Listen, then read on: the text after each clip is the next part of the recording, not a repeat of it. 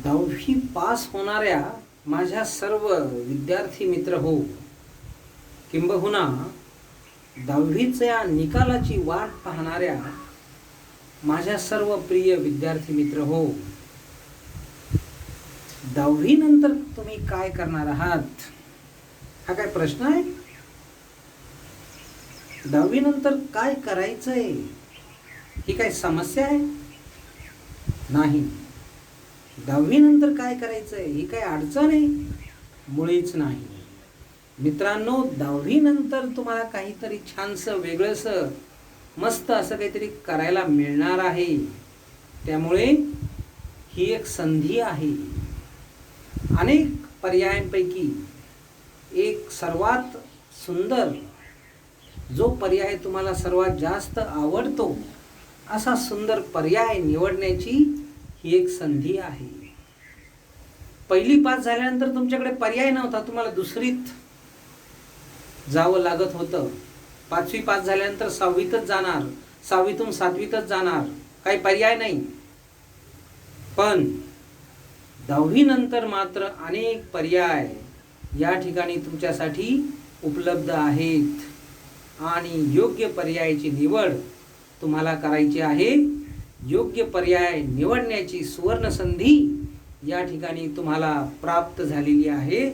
कारण एक सुंदर व्यावसायिक जीवन तुमची वाट पाहतंय. आकाश तुमची वाट पाहतंय की तुम्ही एक उंच भरारी घेऊन कधी त्या आकाशामध्ये झेप घेता याची वाट आकाश देखील पाहत आहे. मित्रांनो, तर या ठिकाणी तुम्हाला सज्ज व्हायचंय आकाशामध्ये उंच भरारी घेण्यासाठी. कारण मित्रांनो, तुम्ही स्वतःला कमी समजू नका. तुम्ही या देशाचं भवितव्य आहात. तुम्ही खूप महत्त्वाचे आहात मित्रांनो, तुमच्या आईवडिलांसाठी, तुमच्या स्वतःसाठी सुद्धा आणि या देशासाठी सुद्धा तुमचं महत्त्व खूप जास्त आहे. कारण तुमच्यामध्ये प्रचंड उत्साह आहे.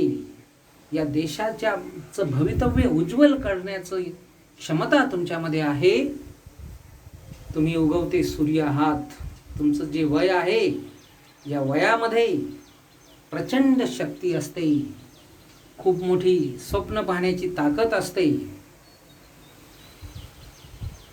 तुमची स्वप्न खूप मोठी असतात आणि तुमचे विचार अतिशय सुंदर असतात. तुमच्या विचारांना काही मर्यादा नसतात. त्यामुळे खूप काही तुम्ही करू शकता. तुमच्या उत्साहाचा उपयोग तुम्ही करू शकता आणि उत्साहाचा आणि प्रचंड क्षमतेचा जर उपयोग केला तर या ठिकाणी खूप सुंदर असं उज्ज्वल असं भवितव्य तुम्ही स्वतःसाठी, भविष्य असं तुमच्यासाठी स्वतःसाठी निर्माण करू शकता. तर जो काय व्यवसाय तुम्ही करणार आहात, तुमच्या उपजीविकेसाठी जे काम तुम्ही करणार आहात, ज्याला आपण इंग्लिशमध्ये प्रोफेशन असं म्हणतो, त्याच्याकडनं काय अपेक्षा असतात मित्रांनो, याबद्दल आपण थोडंसं बोलूया.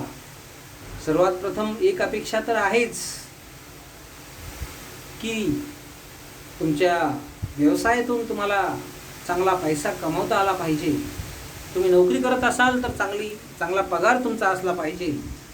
आणि जर कुठला व्यवसाय धंदा असेल तर नफा तुमचा चांगला असला पाहिजे, प्रॉफिट असला पाहिजे. खूप सारा पैसा मागे राहिला पाहिजे त्या बिझनेसमधून. जे काम तुम्ही करता मित्रांनो, त्यातनं तुम्हाला समाधान मिळालं पाहिजे. तुमच्या कामामध्ये थोडीफार विविधता अशी असली पाहिजे की तुमचं काम तुम्हाला आवडलं पाहिजे. असं म्हणतात की कामामध्ये आपण आवड निर्माण केली पाहिजे, आवडीने आपण आपलं काम केलं पाहिजे. परंतु हा दुसरा पर्याय आहे. पहिला पर्याय हा आहे की आपण आपल्या आवडीचं काम केलं पाहिजे. त्यासाठी आपण आपल्या आवडीचं काम निवडलं पाहिजे आणि आपल्या आवडीचं काम निवडून मग आपण ते आपल्या आवडीचं काम केलं पाहिजे. आवडीचं काम तर आपण आवडीने करणारच आहोत. असं सुंदर काम आपण शोधलं पाहिजे स्वतःसाठी. असं काम की ज्याच्यामध्ये जे काम आपण खूप चांगल्या प्रकारे करू शकू, ज्याच्यामध्ये आपल्याला कौशल्य प्राप्त आहे. तर असं जे काम असतं, प्रत्येक व्यक्तीमध्ये काहीतरी वेगळा गुण असतो, काहीतरी कौशल्य असतं. तर ते कौशल्य आपण शोधलं पाहिजे. हे शोधणं इतकं सोपं नाही आहे. 2 मिनिटात तुम्ही म्हणाल की मला डान्सची आवड आहे, गाण्याची आवड आहे, परंतु इतक्या सहजासहजी तुमच्या लक्षात येणार नाही की तुम्ही कशामध्ये कुशल आहात आणि कोणतं काम असं आहे जे तुम्ही इतरांपेक्षा खूप चांगलं करू शकता. ॲटलिस्ट अनेक कामं जे तुम्ही करू शकता त्यापैकी सर्वात चांगलं काम तुम्ही कोणतं करू शकता हे तरी तुम्ही ओळखलं पाहिजे. तुम्ही स्वतःला ओळखलं पाहिजे. तुमचा स्वतःचा चांगला गुण कोणता आहे ते ओळखलं पाहिजे. आणि ते ओळखणं इतकं सोपं नाही आहे. त्यासाठी तुम्हाला खूप सारी माहिती घ्यावी लागेल. ज्या क्षेत्रामध्ये तुम्हाला इंटरेस्ट आहे, जे तुमच्या आवडीचं क्षेत्र आहे, त्या क्षेत्राविषयी तुम्हाला नक्कीच खूप सारी माहिती घ्यावं लागेल. त्या क्षेत्रामध्ये अनेक नामवंत असतील, कीर्तिवंत असतील. त्या क्षेत्रामध्ये ज्या लोकांनी मोठं काम केलेलं आहे, ज्यांची कारकीर्द खूप चांगली आहे, सुंदर करिअर आहे, अशा लोकांची माहिती तुम्ही मिळवायला पाहिजे. त्यांचा इतिहास तुम्ही वाचायला पाहिजे आणि त्यातले बारकावे तुम्ही शोधून काढायला पाहिजे. त्याचा अभ्यास करायला पाहिजे. आणि तरच तुम्हाला कळेल की खरोखर असं कोणतं काम आहे जे तुम्ही इतरांपेक्षा चांगलं करू शकता, किंवा तुम्ही जी अनेक कामं करू शकता त्यापैकी सगळ्यात चांगलं काम कोणतं तुमच्यासाठी असेल हे निवडण्यासाठी, हे शोधण्यासाठी तुम्हाला अभ्यास करावा लागेल मित्रांनो. माहिती गोळा करावी लागेल. पुस्तकं वाचावी लागतील, वर्तमानपत्र वाचावे लागतील, इंटरनेटमधून सर्फिंग करावे लागेल. काही तुमच्या लोक तुमच्या ओळखीचे आहेत, ज्यांना माहिती आहे, अशा लोकांशी चर्चा करावी लागेल. ज्ञानवंत लोकांची चर्चा तुम्हाला करावी लागेल. तेव्हाच तुम्हाला कळेल की तुमच्या आवडीचं काम कोणतं आहे. तुमचं काम असं असलं पाहिजे की ज्यामुळे तुम्हाला स्वतःची एक ओळख निर्माण करता आली पाहिजे. त्या कामावरून लोकांनी तुम्हाला ओळखलं पाहिजे. तुमचं नाव म्हणजे तुमची ओळख नाहीये, तुमचं काम म्हणजे तुमची ओळख आहे मित्रांनो. तर तुम्ही किती छान काम करता, किती सुंदर काम करता, एखादं काम तुम्ही किती चांगल्या प्रकारे करून देता लोकांना, त्यावरून लोक तुम्हाला ओळखत असतात आणि त्यावरून तुमचं नाव या ठिकाणी होत असतं आणि लांब लांबून लोक तुमच्याकडे येत असतात त्या सुंदर कामासाठी, तुमच्याकडून ते काम करून घेण्यासाठी. तर अशा पद्धतीने तुम्ही स्वतःची एक सुंदर ओळख निर्माण केली पाहिजे आणि ती करता येईल असं काम तुम्ही निवडलं पाहिजे. तुमच्या कामामध्ये प्रगती करण्यासाठी संधी तुम्हाला उपलब्ध झाली पाहिजे. प्रगती करता आली पाहिजे कामामध्ये. जर एखादी नोकरी असेल तर तुम्हाला प्रमोशन त्या ठिकाणी मिळालं पाहिजे. प्रमोशन मिळण्याची संधी त्या ठिकाणी उपलब्ध असली पाहिजे. आणि तुमचं काम हे आव्हानात्मक असेल तरच त्या ठिकाणी त्या कामातून काहीतरी जास्त आउटकम निघेल, आउटपुट निघेल, तरच त्या कामातून तुम्हाला जास्त पैसा मिळेल किंवा नावलौकिक मिळेल, त्यात तुम्हाला प्रगती करता येईल. जर तुमचं काम खूप सोपं असेल तर त्याचा अर्थ असा आहे की तुमच्या कामामध्ये प्रगती नाही आहे. तुमचं काम हे अवघड असलं पाहिजे, आव्हानात्मक असलं पाहिजे, तरच तुमच्या कामामध्ये प्रगतीला वाव आहे, अन्यथा वाव नाही आहे मित्रांनो. आणखी काय अपेक्षा आहेत आपल्या व्यवसायाकडून, आपल्या कामाकडून, त्याबद्दल जरा बोलूया आपण. ज्या ठिकाणी आपण काम करतो ते वर्क एन्व्हायरमेंट हे चांगलं असलं पाहिजे, तुमच्या आवडीचं असलं पाहिजे.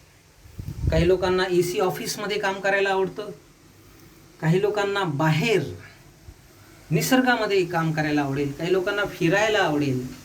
तर वेगवेगळ्या लोकांची आवड ही वेगवेगळी असते. त्याप्रमाणे तुमच्या आवडीप्रमाणे तुमच्या कामाचं जे ठिकाण आहे, जे वातावरण आहे ते त्याप्रमाणे असलं तर तुम्हाला कामाचा कंटाळा येणार नाही. तुम्ही तुमचं काम एन्जॉय करू शकता. तर आवडीने तुम्हाला तुमचं काम करता आलं पाहिजे. जर तुम्ही व्यवसाय निवडला, टूर्स अँड टुरिझम हा व्यवसाय जर निवडला, तर त्या ठिकाणी तुम्हाला फिरण्याची आवड असली पाहिजे. तर अशा पद्धतीने परंतु जर तुम्ही एखाद्या कंपनीचे CEO, एखाद्या मॅनेजर जर असाल, जनरल मॅनेजर जर असाल, तर तुम्हाला AC ऑफिसमध्ये बसून काम करायला त्या ठिकाणी मिळेल. तर अशा पद्धतीने तुमच्या कामाचं जे वातावरण आहे, कामाचं ठिकाण जे आहे ते सुद्धा महत्त्वाचं असतं. तुम्ही किती तास काम करू शकता मित्रांनो, ही सुद्धा अत्यंत महत्त्वाची बाब आहे. तुम्हाला कमी वेळ काम करायला आवडेल की जास्त वेळ काम करायला आवडेल? जास्त वेळ काम करून जास्त पैसा कमवायचा की कमी वेळ काम करून तुम्हाला तुमच्या कुटुंबासोबत वेळ घालवायचा आहे, हे तुम्हाला ठरवायचं आहे. किती वेळ तुम्हाला काम करायचं आहे, किती वेळ तुम्हाला इतर गोष्टी करायच्या आहेत, कुटुंबासोबत तुम्हाला किती वेळ घालवायचा आहे, याचा एक बॅलन्स, याचा एक सुवर्ण मध्य तुम्ही शोधला पाहिजे. आणि त्याप्रमाणे तुम्ही ठरवलं पाहिजे की तुम्ही काम किती वेळ करायचं आहे. तुमच्या जॉबमध्ये, तुमच्या कामामध्ये किती सिक्युरिटी आहे, सुरक्षितता किती आहे तुमच्या कामामध्ये, की तुमची नोकरी जाऊ शकते किंवा तुमच्या व्यवसायाला काही प्रॉब्लेम होऊ शकतो आणि त्यासाठी तुम्हाला सतत प्रयत्न करत राहावं लागणार किंवा तुमचा व्यवसायाला काही प्रॉब्लेम येऊ नये आणि तुम्हाला तुमच्या व्यवसायामध्ये सतत बदल करावा लागतात. अनेक व्यवसाय असे आहेत की त्याच्यामध्ये सतत बदल करावे लागतात, लोकांच्या आवडीनिवडी बदलत असतात, त्याप्रमाणे खूप सारे बदल व्यवसायामध्ये करत राहावे लागतात. तर असा व्यवसाय तुम्ही करू शकता की नाही हे आपण बघितलं पाहिजे. तुमच्या कामामध्ये किती सहजता आहे, तुम्हाला आरामशीर काम करायला आवडेल की तुम्हाला किती कष्ट झाले कामामध्ये तरी आवडेल, तर हे तुम्ही शोधलं पाहिजे की तुम्हाला काम कशा पद्धतीने करायचं आहे. ही अत्यंत महत्त्वाची गोष्ट आहे या ठिकाणी. आणि जे काम तुम्हाला मिळवायचं आहे किंबहुना जी नोकरी तुम्हाला मिळवायची आहे ती तुम्हाला मिळवता आली पाहिजे, अन्यथा तुम्ही प्रयत्न करणार आणि ते तुमच्याकडनं होणार नाही असं होता कामा नये. तुम्हाला तुमचं काम जे आहे ते तुम्ही यशस्वी झाला पाहिजेत तुमच्या बिझनेसमध्ये, तुमच्या कामामध्ये.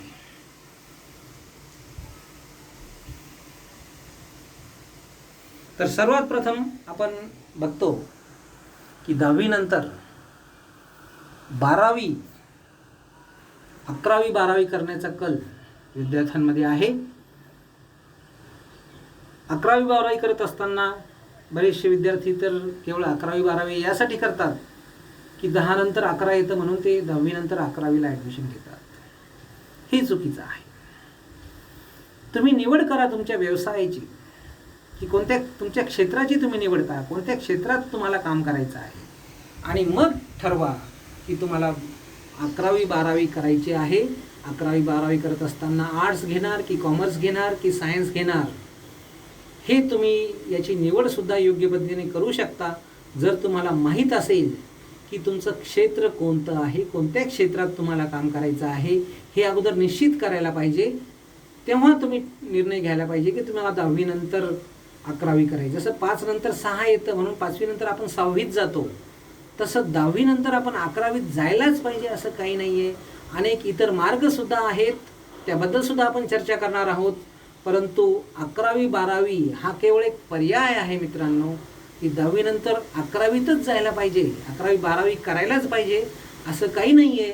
परंतु 11वी 12वी केल्यानंतर खूप सारे पर्याय तुमच्या पुढे उभे राहतात आणि 11वी 12वी त्यांनी करावं जे शिक्षणामध्ये खूप सारा वेळ घालवू शकतात आणि खूप सारा पैसासुद्धा घालवू शकतात, ज्यांना आपल्या कुटुंबाला हातभार लावून लवकरात लवकर काहीतरी नोकरी करून किंवा पैसा मिळवून आपल्या कुटुंबाला हातभार लावण्याची आवश्यकता नाही आहे, असे लोक 11वी 12वी करू शकतात.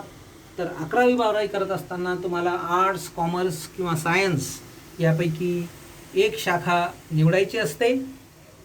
आर्ट्समध्ये जर तुम्हाला पॉलिटिक्स किंवा जर्नलिझम, सोशलॉजीमध्ये इंटरेस्ट असेल, PRO म्हणजे पब्लिक रिलेशन ऑफिसर जर तुम्ही होऊ इच्छित असाल, MBA वगैरे करण्याची तुमची इच्छा असेल तर MBAमध्ये असं काही नाही की MBAसाठी आर्ट्सच असायला पाहिजे, परंतु BCom करूनसुद्धा तुम्ही MBA करू शकता, इंजिनिअरिंगची डिग्री घेऊनसुद्धा तुम्ही MBA करू शकता. परंतु MBAमध्ये सुद्धा अनेक शाखा आहेत, तुम्हाला कोणत्या शाखेमध्ये जायचं आहे, मार्केटिंग वगैरे जर तुम्हाला करायचं असेल तर या ठिकाणी आर्ट्स तुम्ही जॉईन करू शकता. तर बी एडसुद्धा तुम्ही करू शकता. आर्ट्समध्ये डिग्री म्हणजे बी ए झाल्यानंतर तुम्ही बी एड करू शकता. LLB सुद्धा करू शकता. आर्ट्स जनरली LLB ज्यांना करायची असते ते अगोदर आर्ट्समध्ये डिग्री घेतात, BA करतात आणि मग LLB करतात. तर क्लर्क वगैरे जर तुमची होण्याची इच्छा असेल तरीसुद्धा तुम्ही आर्ट्समध्ये डिग्री घेतल्यानंतर क्लर्क वगैरे तुम्ही होऊ शकता. कॉमर्स ही एक महत्त्वाची शाखा आहे की ज्या शाखेमध्ये तुम्ही 10वी नंतर प्रवेश घेऊ शकता 11वी 12वी करण्यासाठी. तर तुम्हाला अकाउंटिंगमध्ये इंटरेस्ट असेल म्हणजे चार्टेड अकाउंटंटसुद्धा तुम्ही होऊ शकता. त्यानंतर एखाद्या कंपनीचे CEO चीफ एक्झिक्युटिव्ह ऑफिसर तुम्ही होऊ शकता. जर तुम्हाला फायनान्समध्ये इंटरेस्ट असेल, पैशामध्ये आर्थिक व्यवहारामध्ये जर तुम्हाला इंटरेस्ट असेल तर या ठिकाणी तुम्ही कॉमर्स ही शाखा निवडू शकता. CFO म्हणजे चीफ फायनान्स ऑफिसर सुद्धा तुम्ही होऊ शकता. CS म्हणजे कंपनी सेक्रेटरी तुम्ही होऊ शकता. कॉमर्स नंतर तुम्ही MBA करू शकता. तर कॉमर्स नंतर MBA करण्याच्या शाखा वेगळ्या असतात. MBA फायनान्स तुम्ही करू शकता कॉमर्स केल्यानंतर. त्यानंतर शेअर्स मार्केटमध्ये तुम्हाला इंटरेस्ट असेल तर स्टॉक ब्रोकर तुम्ही होऊ शकता. LLB न करता सुद्धा तुम्ही लॉयर होऊ शकता. कमर्शियल लॉयर तुम्ही होऊ शकता कॉमर्स शाखेमध्ये प्रवेश घेऊन. आणि टीचिंग फील्डमध्ये सुद्धा तुम्ही जाऊ शकता कॉमर्स शाखेमध्ये प्रवेश घेऊन. सायन्स ही शाखा अत्यंत महत्त्वाची आहे, सगळ्यात जास्त महत्त्वाची. सगळ्यात जास्त कल जो आहे तो सायन्स या शाखेकडे असतो. तर सायन्स नंतर इंजिनिअरिंग हा पर्याय राहतो. इंजिनिअरिंग ॲक्च्युली डिप्लोमा नंतरसुद्धा करता येतं, परंतु 12वी नंतर CETची परीक्षा देऊन इंजिनिअरिंगला प्रवेश घेता येतो. आणि IIT इंजिनिअरिंगसुद्धा या ठिकाणी तुम्हाला IITसाठी तुम्हाला वेगळ्या परीक्षा द्याव्या लागतात. तर IIT साठी तुम्हाला JEE ही परीक्षा द्यावं लागेल. मेन्स आणि ॲडव्हान्स असे 2 त्या ठिकाणी टप्पे असतात. तर ते 2 पार केले तर तुम्ही 12वी नंतर किंवा 12वीच्या शेवटी ह्या परीक्षा देऊन तुम्ही स्वतःचं IIT इंजिनिअरिंगला सुद्धा ॲडमिशन निश्चित करू शकता. परंतु IITमध्ये निवड झालेल्या विद्यार्थ्यांची संख्या खूपच कमी असते. साधारणतः हजारातून फक्त 5-1 विद्यार्थी हे IITमध्ये लागतात. जेवढे विद्यार्थी परीक्षा देतात IITची त्यातले समजा 1000 विद्यार्थ्यांनी जर परीक्षा दिली तर साधारण 5-1 विद्यार्थीच IITमध्ये या ठिकाणी लागू शकतात मित्रांनो. त्यानंतर मेडिकल फील्डसुद्धा आहे. तर 12वी सायन्स नंतर MBBS वगैरे BAMS BHMS अशा अनेक मेडिकल शाखा ज्या आहेत त्याच्यामध्ये सुद्धा तुम्हाला प्रवेश मिळू शकतो. त्याबद्दल आपण डिटेल चर्चा नंतर करू शकतो मित्रांनो, करणार आहोत मित्रांनो.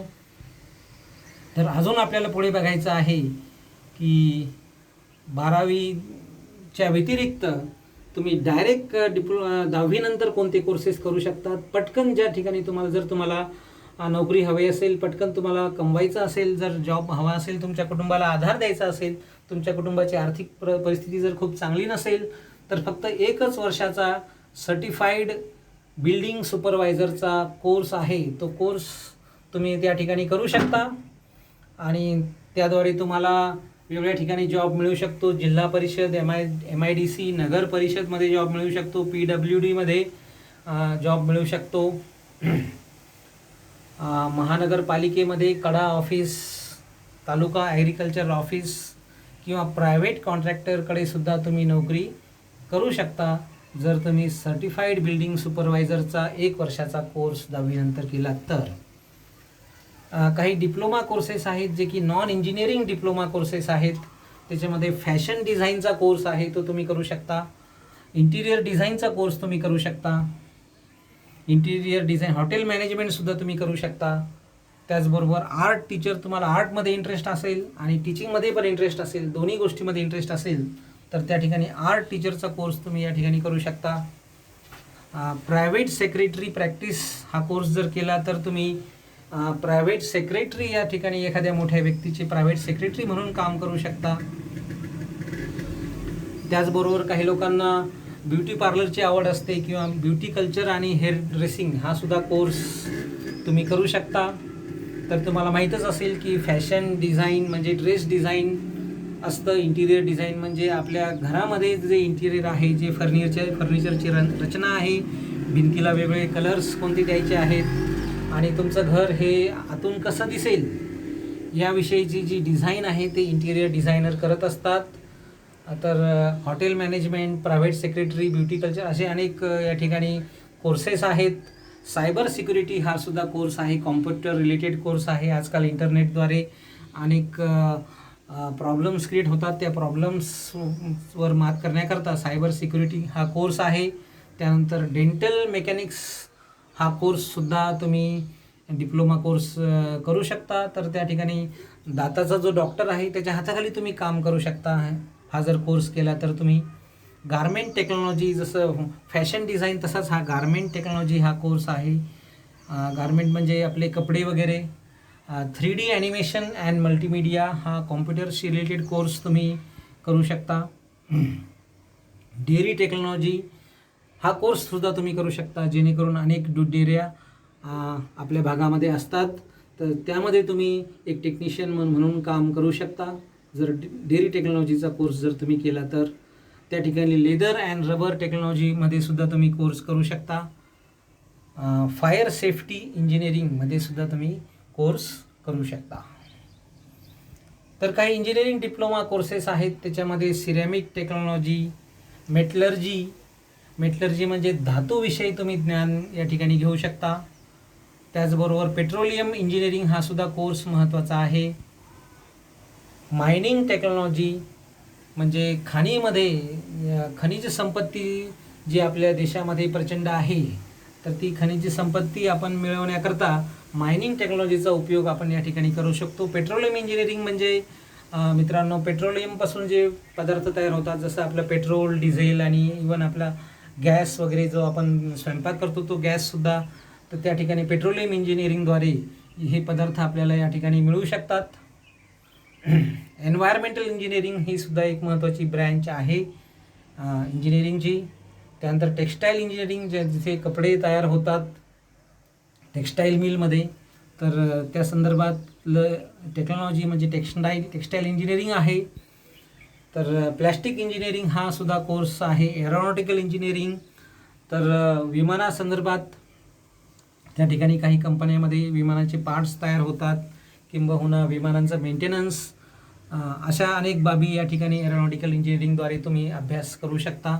ऑटोमोबाईल इंजिनिअरिंग हा सुद्धा महत्त्वाचा. ऑटोमोबाईल म्हणजे जे वाहनं आहेत, गाड्या आहेत, 2 व्हीलर, 4 व्हीलर, मोटरसायकल, कार्स वगैरे.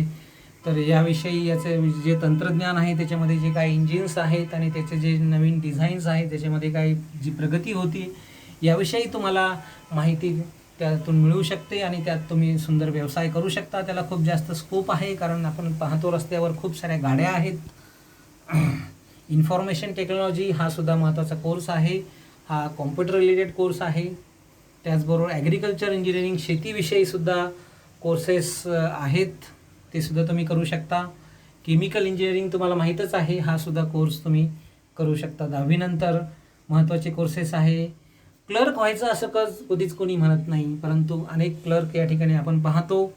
अनेक ऑफिसेसमध्ये क्लर्क पाहतो, अनेक गव्हर्मेंट ऑफिसेसमध्ये क्लर्क पाहतो, बँकेमध्ये क्लर्क आपण पाहतो, इन्शुरन्स ऑफिसेसमध्ये सुद्धा आपण क्लर्क पाहतो. तर ती एक्झाम देतात लोक आणि नंतर क्लर्कची नोकरी ते करतात. अतिशय समाधानाने ते आयुष्य जगतात आणि बसून काम असतं टेबलवर, परंतु काम मात्र त्या ठिकाणी करावं लागतं. क्लरिकल काम त्या ठिकाणी करावं लागतं. MSCIT कोर्स जर केला तर तुम्ही डाटा एंट्री ऑपरेटर होऊ शकता. कॉम्प्युटरमध्ये डाटा तुम्ही एंटर करू शकता.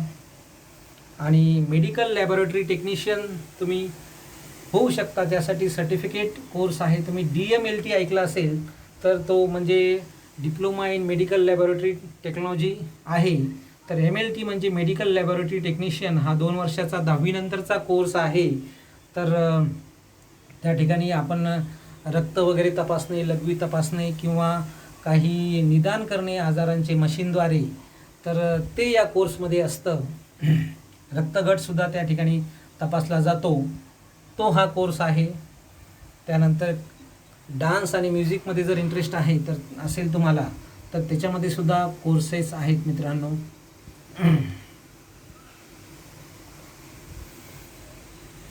ITI ही अत्यंत महत्त्वाची फील्ड आहे.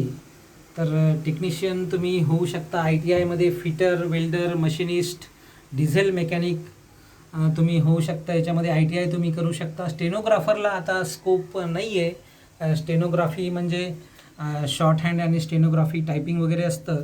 तर जेव्हा एखादा व्यक्ती काही बोलत असतो तर ते थोडक्यात लिहून घेऊ शकतो आपण, त्याला स्टेनोग्राफी असं म्हणतात, शॉर्ट हँड असं म्हणतात. तर ते सुद्धा कोर्स पूर्वी होते, आता ते आउटडेटेड होत आहेत. त्यानंतर संरक्षण खात्यामध्ये सुद्धा नोकरीचे संधी उपलब्ध आहेत. जर तुम्हाला देशाचं संरक्षण करण्याची आवड असेल तर नक्कीच तुम्ही संरक्षण खात्यामध्ये जाऊ शकता. आर्मी, नेव्ही किंवा एअरफोर्समध्ये जाऊ शकता. तुम्ही सैनिक होऊ शकता, नाविक होऊ शकता किंवा एअरमॅन होऊ शकता. तर 10वी नंतर सुद्धा तुम्हाला संधी उपलब्ध आहे संरक्षण खात्यामध्ये नोकरी करण्याची. तर त्या ठिकाणी संरक्षण खात्यामध्ये खूप साऱ्या फॅसिलिटीज असतात, पगार चांगला असतो. तर त्यामुळे बरेच लोक त्यांना हवी असते नोकरी डिफेन्स क्षेत्रामध्ये.